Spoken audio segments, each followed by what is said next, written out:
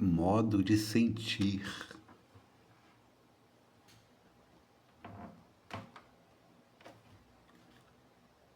Renovai-vos pelo Espírito no vosso modo de sentir. Paulo, Efésios, capítulo 4, versículo 23. Há muitos séculos, o homem raciocina, obediente a regras quase inalteradas, comparando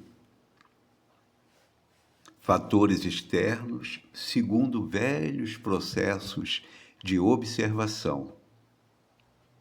Rege a vida física com grandes mudanças no setor das operações orgânicas fundamentais e maneja a palavra como quem usa os elementos indispensáveis à determinada construção de pedra, terra e cal.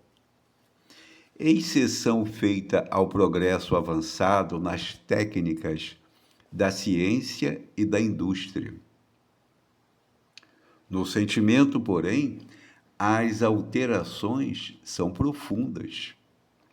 Nos povos realmente educados, ninguém se compraz com a escravidão dos semelhantes. Ninguém joga impunemente com a vida do próximo e ninguém aplaude a crueldade sistemática e deliberada quanto antigamente. Através do coração, o ideal de humanidade vem sublimando a mente em todos os climas do planeta.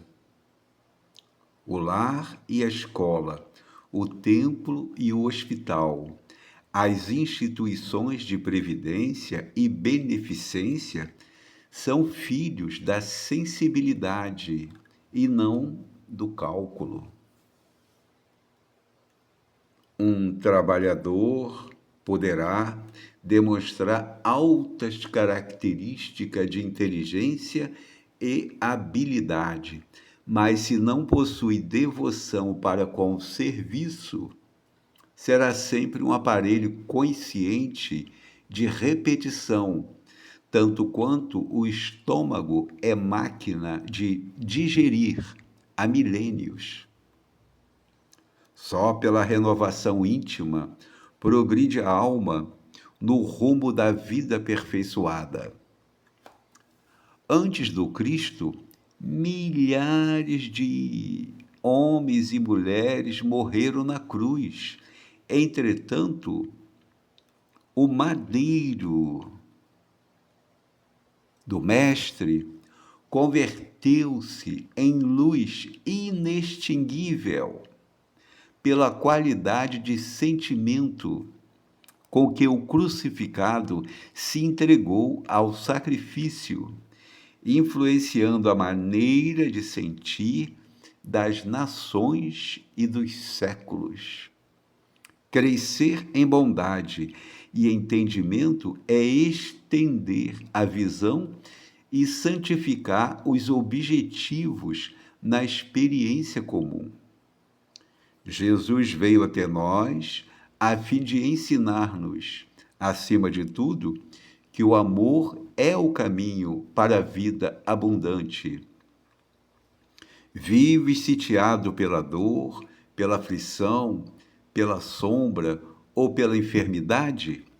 Renova o teu modo de sentir pelos padrões do Evangelho e enxergarás o propósito divino da vida, atuando em todos os lugares, com justiça e misericórdia, sabedoria e entendimento. Livro Fonte Viva, Editora FEB, capítulo 67, Espírito Emmanuel, Psicografia de Chico Xavier. Essa renovação no modo de sentir é que é a grande virada da evolução, porque nós fomos avançando no sentido tecnológico, no sentido do aproveitamento dos recursos do planeta, no que tange a transformação pela indústria. Os elementos de mobilidade se multiplicaram em forma de motocicleta, carros, automóveis velozes, aviões supersônicos até, e navios, grandes embarcações. Mas o modo de sentir é que vai gerenciar o que seja do bem. Porque de nada adianta o avanço da tecnologia, o avanço científico, se o modo de sentir não se renova. De qualquer jeito, iríamos fazer mau uso dos próprios recursos da tecnologia. Então, vale a pena refletirmos sobre a questão do modo de sentir. Como diz o Emmanuel, nós precisamos, diz ele, que o estômago é máquina de digerir há milênios. Só pela renovação íntima progride. Só pela renovação íntima progride a alma no rumo da vida aperfeiçoada. Por melhor que seja os elementos de transformação material, por maior que seja a possibilidade de espalhar recursos também intelectuais, em não havendo renovação íntima, a alma não avança. Só pela renovação íntima progride a alma no rumo da vida aperfeiçoada. Antes do Cristo, milhares de homens e mulheres morreram na cruz. Entretanto, o madeiro do Mestre converteu-se em luz inextinguível pela qualidade do sentimento com que o crucificado se entregou ao sacrifício. Então é preciso que aproveitemos as oportunidades retificadoras das aflições e dos sofrimentos, mas renovando o modo de sentir. Do contrário, sempre ficará uma nesga, um viés de revolta, de insatisfação, e o que pode transformar-se em crueldade, em guerras, em crimes. A humanidade, todos nós, necessitamos, enquanto irmãos, como filhos de Deus, irmãos em humanidade, não importa a cor da pele, não importa a religião, somos todos irmãos, mas temos que crescer em bondade e entendimento e estender a visão santificadora nas experiências comuns, como diz o Emmanuel. Jesus veio até nós a fim de ensinar-nos, acima de tudo, que o amor é o caminho para a vida abundante. Vive sitiado pela dor, pela aflição ou pela enfermidade, renova o teu modo de sentir pelos padrões do Evangelho e enxergarás o propósito divino da vida, atuando em todos os lugares, com justiça e misericórdia, sabedoria e entendimento. Quando nós falamos de Evangelho, parece coisa de religião, parece coisa de igreja, mas observemos os materialistas, observemos aqueles que contestam o próprio ensinamento do Cristo, que o Evangelho vai muito além do que se fala por aí de religião, porque é uma norma de justiça, de humildade, de bondade, de caridade e de amor ao próximo.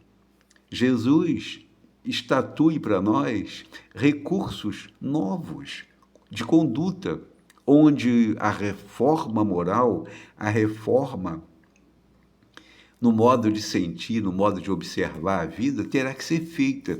Mas isso vai além do que se chama de religião. Isso é uma compreensão mais aprofundada que os próprios espíritos trazem para a humanidade, nesse momento atual de grande renovação que a humanidade experiencia. Nós estamos vivendo a era do espírito. Nós estamos vivendo uma era nova.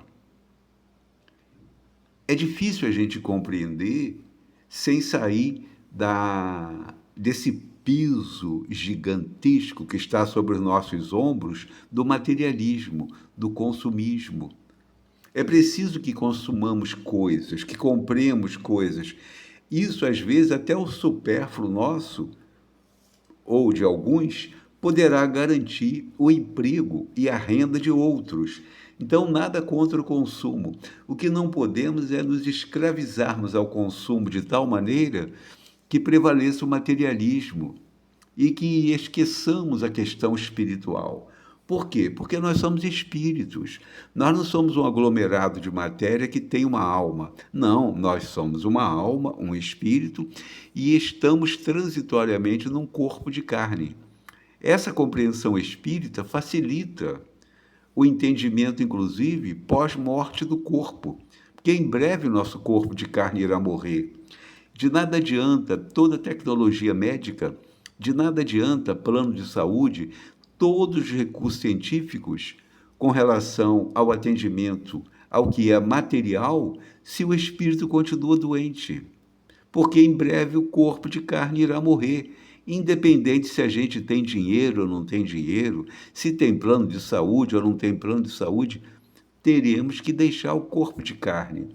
E voltaremos para o mundo espiritual, que é aqui mesmo, mas em outra dimensão da matéria, mas com todas as consequências da herança, dos atos, da herança, das ações.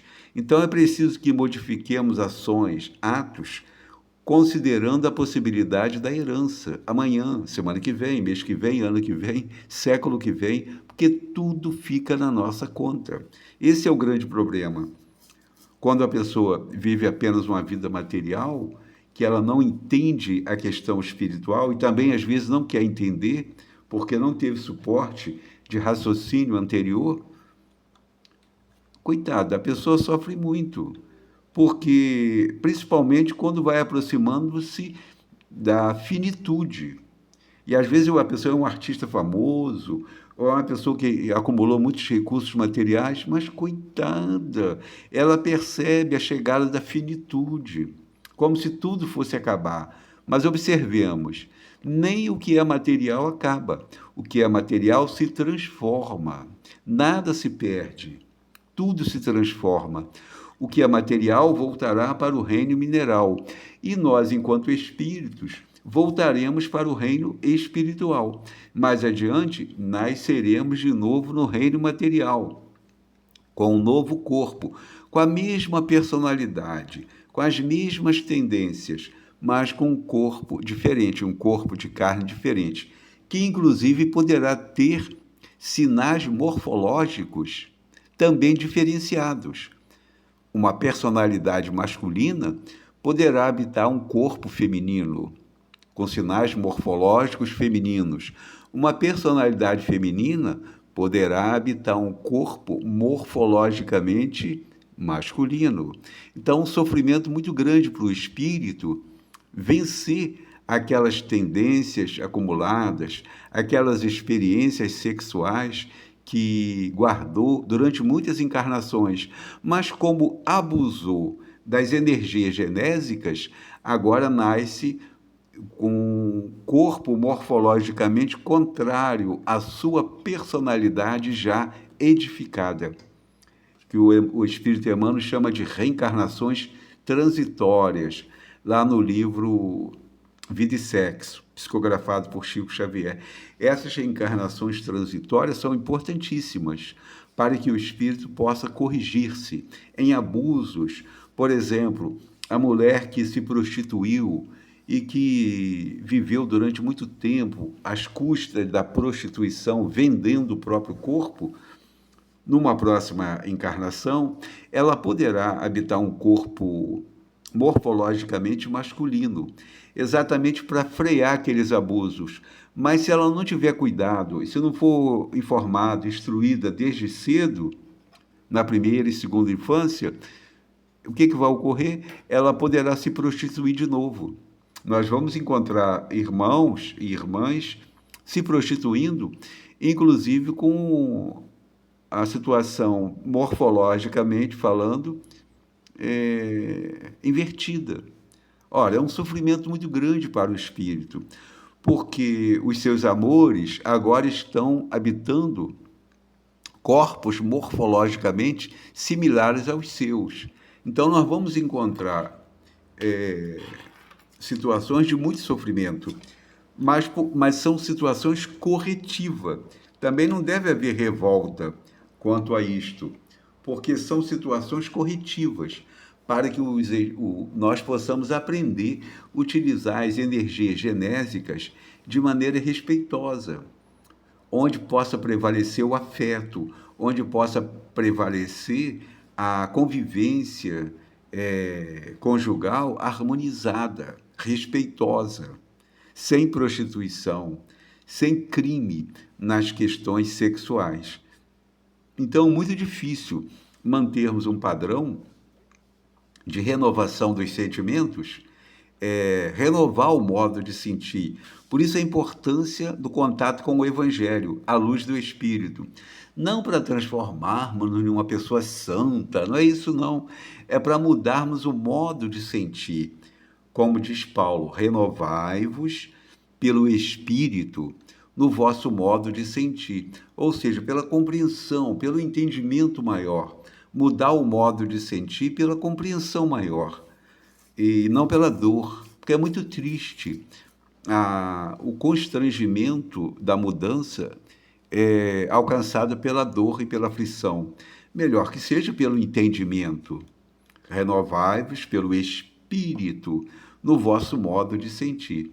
Aí o Emmanuel chega a dizer, há muitos séculos o homem raciocina, obediente a regras quase inalteradas, comparando fatores externos segundo velhos processos de observação.